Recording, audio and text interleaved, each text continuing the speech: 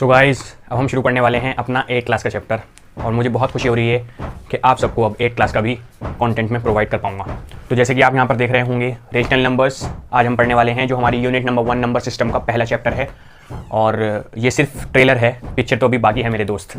बहुत मज़ा आने वाला है पूरी पिक्चर के अंदर। तो अब हम ये देखेंगे कि हम इस पूरे चैप्टर में कौन कौन से टॉपिक पढ़ने वाले हैं, कौन कौन से कॉन्सेप्ट सीखने वाले हैं, ताकि हमें पता चले कि इसमें क्या है और हम आगे क्या क्या पूरे चैप्टर में सीखेंगे, क्या क्या हमें ज़रूरत है। ओके, तो चलिए फटाफट से चलते हैं।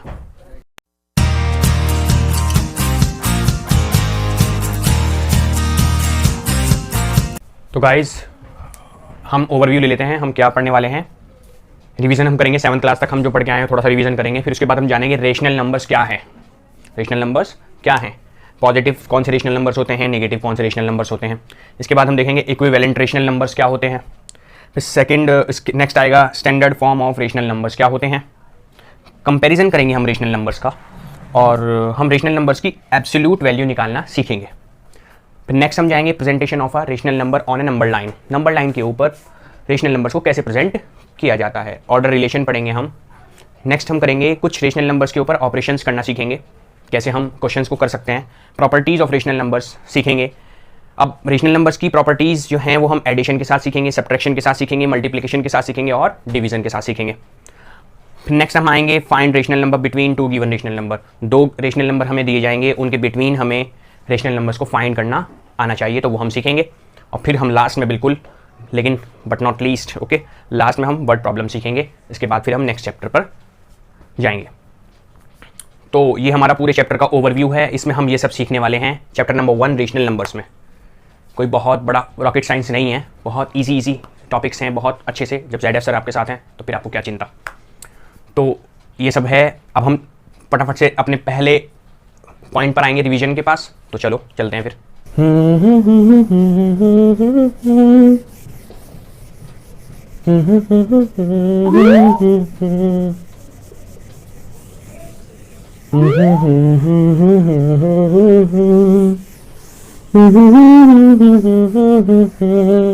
सो गाइस, चलिए थोड़ा सा रिवीजन कर लेते हैं।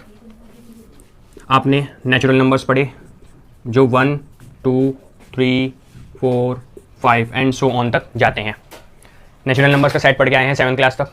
5th क्लास में आपने नेचुरल नंबर्स को जाना, और जिनको हम काउंटिंग नंबर्स भी कहते हैं। और फिर 6th क्लास में आपने होल नंबर्स को जाना, जिसको हम W से लिखते हैं। होल नंबर्स क्या होते हैं? 0। जब हम इस सेट के अंदर 0 इंक्लूड कर देते हैं तो ये काउंटिंग जो हो जाती है, ये होल नंबर्स का सेट बन जाता है। ओके, ये जो काउंटिंग जाती है ये होल नंबर का सेट बन जाता है। फिर होल नंबर्स के बाद आपने लास्ट अर्लियर क्लास में आपने इंटीजर्स पढ़े। इसको I से भी डिनोट कर देते हैं और Z से भी डिनोट कर देते हैं, इनको कहते हैं इंटीजर्स। इंटीजर्स में क्या होता है? 0, 1, 2, 3, ये तो सेट होता ही होता है, लेकिन लेफ्ट में भी एक सेट ऐड हो जाता है, जिसको -1, -2, ये मैंने आपको लास्ट लेक्चर यानी 7th क्लास के लेक्चर में बताया है। ओके, तो ये सेट क्या होता है? इंटीजर्स। ठीक है, अब आता है एक आपका टॉपिक 8th क्लास में, रेशनल नंबर्स। ये क्या है रेशनल नंबर? रेशनल नंबर और कुछ नहीं, फ्रैक्शंस हैं। आपने अर्लियर क्लासेस में फ्रैक्शंस पढ़ी होंगी, कुछ ऐसे कि जिसका कोई डिनोमिनेटर हो और जिसका कोई न्यूमरेटर हो, है ना। ये न्यूमरेटर और ये डिनोमिनेटर है। ये क्या है? फ्रैक्शंस। फ्रैक्शन को डेवलप करके दूसरा नाम दे दिया रेशनल नंबर। क्या नाम दे दिया? Rational number. ओके, अब आप कहोगे कि फ्रैक्शंस क्या होते हैं, जाकर पिछली क्लासेस में दोहरा लो, समझ गए। 3/4 लिखा हुआ है, ये फ्रैक्शन है। इसके अंदर एक ऊपर जो न्यूमरल होता है उसको न्यूमरेटर कहते हैं, और जो नीचे न्यूमरल होता है उसको डिनोमिनेटर कहते हैं। इस पूरी पिक्चर को क्या कहते हैं? फ्रैक्शन कहते हैं। और फ्रैक्शन को ही आगे डेवलप किया है 8th क्लास में रेशनल नंबर के नाम से। ओके, चलो फिर रेशनल नंबर के बारे में और कुछ जानते हैं।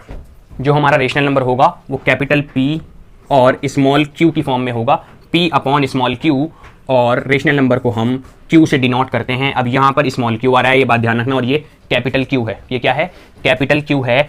इसी को हम रेशनल नंबर से डिनोट करते हैं। रेशनल नंबर को हम इसी से डिनोट करते हैं, P/Q की फॉर्म में। इसमें क्या बात होगी कि P हमारा न्यूमरेटर होगा और Q हमारा डिनोमिनेटर होगा। ठीक है, अब Q जो डिनोमिनेटर होगा ये 0 नहीं होना चाहिए, ये 0 नहीं होना चाहिए। मान लीजिए अगर कहीं पर लिखा हुआ है 2/0, तो ये एक रेशनल नंबर नहीं है, ये एक रेशनल नंबर नहीं है। तो Q जो डिनोमिनेटर है वो 0 नहीं होना चाहिए, ये रेशनल नंबर की खासियत है। ओके, अब याद रखिएगा, अगर कहीं पर लिखा हुआ है 5/0, तो ये भी एक रेशनल नंबर नहीं है। अब कुछ रेशनल नंबर्स के एग्जाम्पल पढ़ लेते हैं। रेशनल नंबर्स कौन कौन से हो सकते हैं, जैसे -7 हो सकता है। वो आप कहेंगे -7 कोई फ्रैक्शन तो है नहीं, आपने पीछे बताया फ्रैक्शन, तो ये बताऊंगा सब। 8/4 ये फ्रैक्शन है तो रेशनल नंबर ऑब्वियसली होगा। 0 भी एक रेशनल नंबर हो सकता है। 23%, 2.94 यानी कि 2.94, √16 और √8। ओके, तो ये सब रेशनल नंबर हैं। अब कैसे हैं? -7 मैंने क्या कहा था कि जितनी फ्रैक्शंस होती हैं वो सारी रेशनल नंबर होती हैं, लेकिन ये तो फ्रैक्शन है नहीं। आप इसको फ्रैक्शन बना सकते हो। -7 को एज अ न्यूमरेटर लो और -7 को आप क्या लो, एज अ न्यूमरेटर लो। फ्रैक्शन बनाने के लिए नीचे क्या चाहिए? डिनोमिनेटर। लेकिन क्या नहीं होना चाहिए? 0 नहीं होना चाहिए। तो क्या ले सकते हो? 1 ले सकते हो, लेकिन इसकी वैल्यू बदलनी नहीं चाहिए। -7/1 -7 ही रहेगा, ये बात ध्यान रखिएगा। हमें इसकी वैल्यू नहीं चेंज करनी है, लेकिन कुछ इसके साथ ऐसा करना है कि ये हमें रेशनल नंबर दिखाई दे। तो -7/1, अब एक एग्जाम्पल से समझो। जिसका कोई नहीं उसका खुदा एक है, जिसका कोई नहीं उसका खुदा एक है, तो 1 को ऐसे याद रखेंगे। आई बात समझ में? तो अब -7 के पास उसका डिनोमिनेटर ही नहीं है, तो आप क्या सोचोगे? उसका खुदा एक है, यानी कि जो ऊपर बैठा है ना वो सिर्फ एक है, तो बस 1, गॉड इज 1। ओके, तो 1। ओके, तो ध्यान रखिएगा, बहुत इंटरेस्टिंग सा है। 8/4, अब इसके साथ भी ऐसा ही मानो।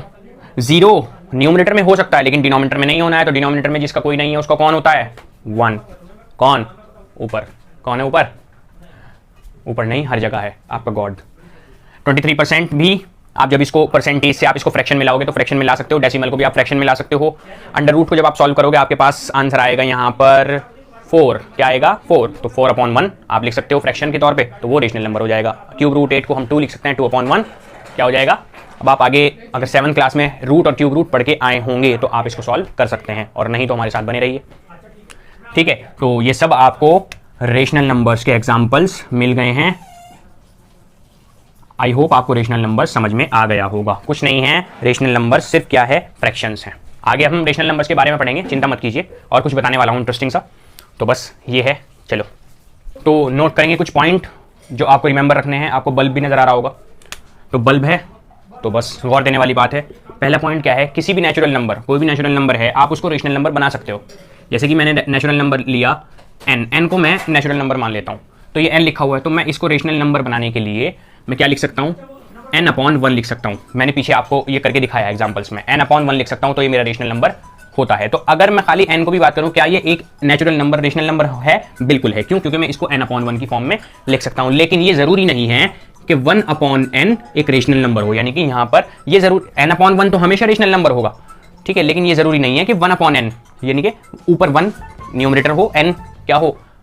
डिनोमिनेटर हो। ये वाली पोजीशन जो है जरूरी नहीं है रेशनल नंबर हो, कभी हो सकती है और कभी नहीं, लेकिन ये वाली वैल्यू हमेशा रेशनल नंबर होगी। ये बात ध्यान रखिएगा। ओके, चलिए दूसरा पॉइंट क्या है? दूसरा क्या है कि 0 क्या है? एक रेशनल नंबर है। 0 क्या है? एक रेशनल नंबर है, क्योंकि हम इसको 0/1 की फॉर्म में लिख सकते हैं, इसको 0/1 की फ्रैक्शन बना सकते हैं। लेकिन हम q को क्या कर सकते हैं? q को 0 नहीं बना सकते। q मतलब डिनोमिनेटर में जो हमारी रेशनल नंबर की फॉर्म क्या होती है? p/q। तो q जो है वो 0 नहीं हो सकता, यानी कि हम इसको ऐसे नहीं लिख सकते, हम इसको ऐसे नहीं लिख सकते। q की फॉर्म जो है वो 0 नहीं बन सकती। q हमेशा नॉन जीरो इंटीजर होगा। रेशनल नंबर में q क्या होता है? डिनोमिनेटर, और p क्या होता है? न्यूमरेटर। ठीक है, तो दोनों क्या होते हैं? इंटीजर, लेकिन q क्या होता है? Non zero integer. ये बात ध्यान रखना। न्यूमरेटर 0 बन सकता है लेकिन डिनोमिनेटर 0 नहीं हो सकता। तो अभी हमने 0 के ऊपर बात की। 0 एक रेशनल नंबर कब हो सकता है? जब उसके लिए 1 डिनोमिनेटर हो और q बराबर 0, यानी कि ना हो कभी भी 1/0 की फॉर्म ना हो। ठीक है, तभी 0 क्या बन सकता है? एक रेशनल नंबर बन सकता है। चलो, तीसरा पॉइंट क्या है कि जितने भी फ्रैक्शन हैं, एवरी फ्रैक्शन, जितने भी फ्रैक्शन हैं वो क्या होंगे? सब रेशनल नंबर होंगे। एवरी फ्रैक्शन रेशनल नंबर होगी, लेकिन ये जरूरी नहीं है कि सब रेशनल नंबर फ्रैक्शन हो।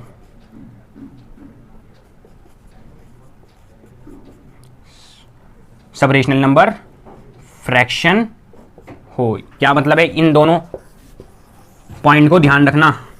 एवरी फ्रैक्शन रेशनल नंबर होगी, लेकिन एवरी रेशनल नंबर यानी कि सारे रेशनल नंबर फ्रैक्शन नहीं हो सकते। जैसे